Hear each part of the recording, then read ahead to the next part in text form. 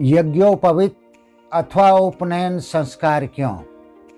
इस विषय पर जीव विज्ञान में उपलब्ध प्रमाणों एवं आध्यात्मिक कथाओं में उपलब्ध विवेचन के आधार पर मैं आज अपने विचार आपके साथ साझा कर रहा हूँ। कृपया मनपूर्वक सुने।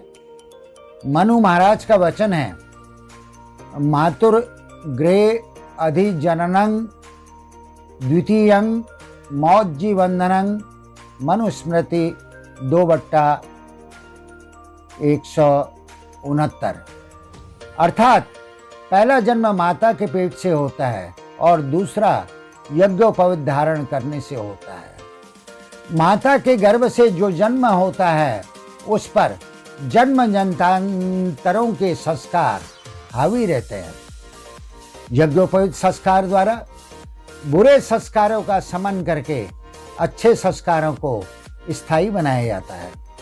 इसी को द्विज अर्थात दूसरा जन्म कहते हैं। ब्राह्मण, क्षत्रिय और वैश्य यह तीनों इसीलिए द्विजाति कहे जाते हैं। मनु महाराज के अनुसार यज्ञोपवीत संस्कार हुए बिना द्विज किसी कर्म का अधिकारी नहीं होता। न यस्मिन्युज्यते कर्मं किंच दामो जुज्जी बंधनात् मनुस्मृति 2/171। यज्ञोपवीत संस्कार होने के बाद ही बालक को धार्मिक कार्य करने का अधिकार मिलता है। व्यक्ति को सर्वविध यज्ञ करने का अधिकार प्राप्त हो जाना ही यज्ञोपवीत संस्कार है। यज्ञोपवीत पहनने का अर्थ है नैतिकता एवं मानवता के पूर्ण कर्तव्यों को अपने कंधों पर उत्तरदायित्व के रूप में अनुभव करते रहना और परमात्मा को प्राप्त करना। उपनयन संस्कार विधि। इस संस्कार में बालक जनेऊ धारण करता है जो धागे से बना होता है। कई ग्रंथों में बालिका के भी उपनयन संस्कार के विधान हैं। हालांकि आजीवन ब्रह्मचारी जीवन व्यतीत करने वाली बालिका ही उपनयन संस्कार करा सकती है। सामान्यतया 6 धागों से बनी जनेऊ पहनाई जाती है। इस संस्कार हेतु मंडप सजाया जाता है, मुंडन किया जाता है, कर्णवेद किया जाता है, हल्दी आदि लगाई जाती है।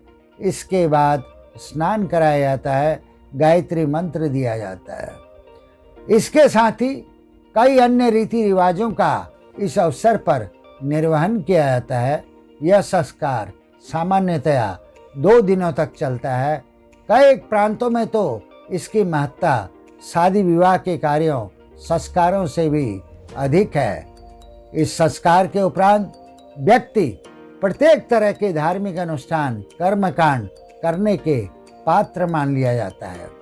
शास्त्रों में यज्ञोपवीत के लाभों का विस्तार से वर्णन मिलता है जो निम्नानुसार प्रस्तुत हैं।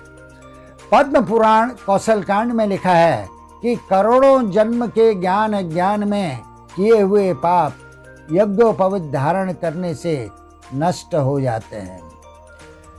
पारस्कर ग्रह्य सूत्र 2/2/7 में लिखा है, जिस प्रकार इंद्र को बृहस्पति ने यज्ञोपवीत दिया था उसी तरह आयु, बल, बुद्धि और संपत्ति की वृद्धि के लिए यज्ञोपवीत पहनना चाहिए। यज्ञोपवीत धारण करने से शुद्ध चरित्र और कठिन कर्तव्य पालन की प्रेरणा मिलती है। इसके धारण करने से जीव जन भी परम पद को पा लेते हैं, यानी मनुष्यत्व से देवत्व प्राप्त करने हेतु यज्ञोपवीत सशक्त साधन है। ब्रह्मोपनिषद में लिखा है कि यज्ञोपवीत पवित्र कर्म है। प्रजापति ईश्वर ने इसे सबके लिए सहज बनाया है। यह आयुवर्धक, स्फूर्तिदायक, बंधनों से छुड़ाने वाला एवं पवित्रता, बल और तेज देता है।